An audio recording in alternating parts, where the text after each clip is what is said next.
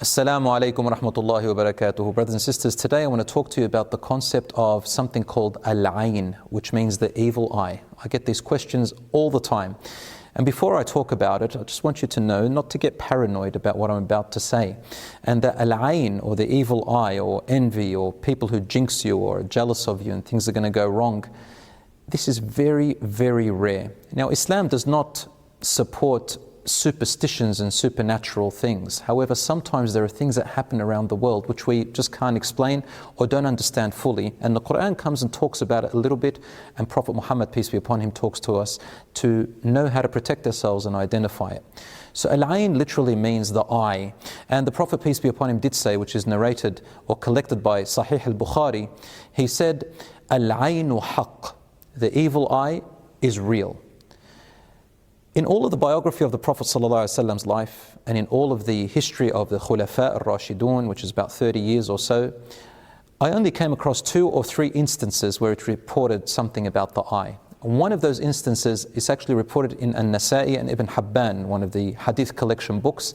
In the time of the Prophet ﷺ, one of the companions, an Ansari they call him, he had extremely nice skin and a very nice complexion.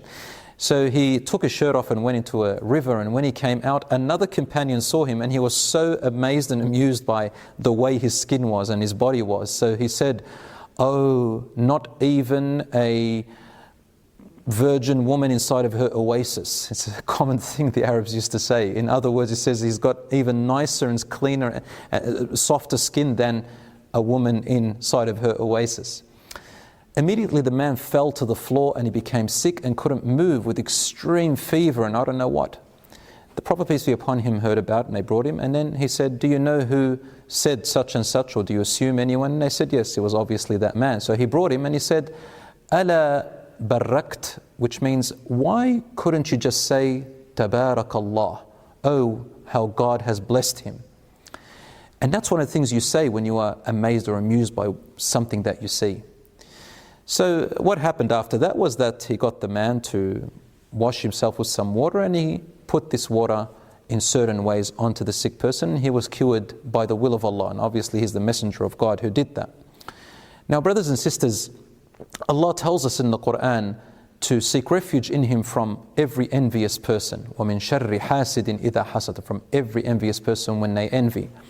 And one lesson we learn from that is Islam teaches us not to parade our belongings and our beauties and whatever we have and show them off to the world, which is a very common thing now done on social media. People, they parade everything about themselves in the meaning of getting attention or followers or likes. Maybe some people are quite sincere, they want to share their stuff with their family and friends. But you've got to be careful. There is something called the evil eye and envy. Even if people don't jinx you in a certain supernatural way, people do have something against other people and they get very jealous that they have it in for them, and they gossip about them or they try to destroy what they have. So envy is when you're amused by something and you wish that you could have it. What is the way out? Well, for you, when you go out of your house or you go home or anywhere, or whenever you feel that people around you may jinx you or be envious, if you like, just recite ayat قُلْ أَعُوذُ بِرَبِّ الْفَلَقِ, and say to yourself what the Prophet Muhammad, peace be upon him, used to say to his grandsons Al-Hassan and Al-Hussein. He used to say to them, أُعِيذُكُمَا بِكَلِمَاتِ اللَّهِ التَّامَّةِ مِنْ كُلِّ شَيْطَانٍ وَهَامَ وَمِنْ كُلِّ عَيْنٍ لَامَّةٍ. I seek refuge in Allah and in His protection upon you from every shaitan, from every evil, and from every foreign object or bad object that comes by. And I seek refuge in Allah from every evil eye against you. So this is what you say. And if you're amused by what you see, say Tabarakallah, oh, the way God has blessed it. And if you are amused by something you have, sometimes people look at themselves in the mirror and they get amused by themselves and give themselves the evil eye. I've heard this before. Say MashaAllahu can.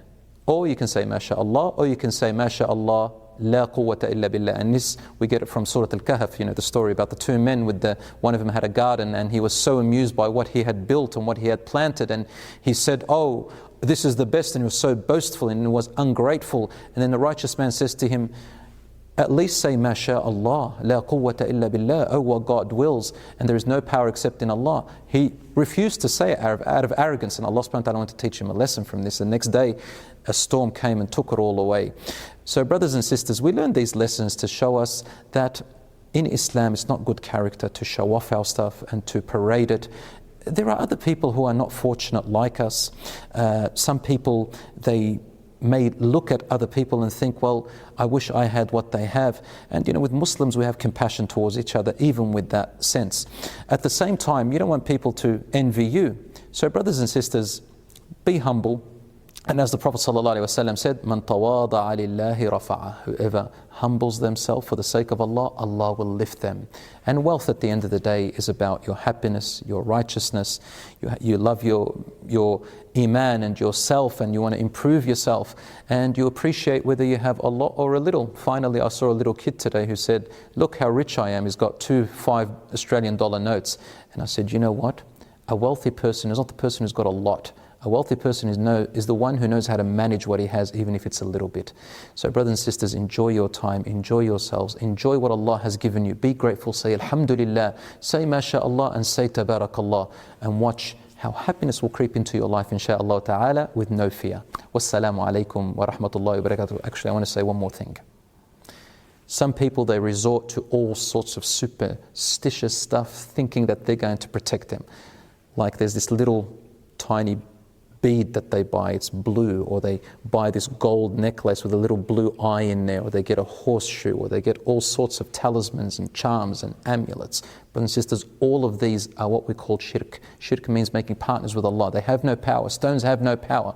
There is nothing to them, and we should avoid them altogether.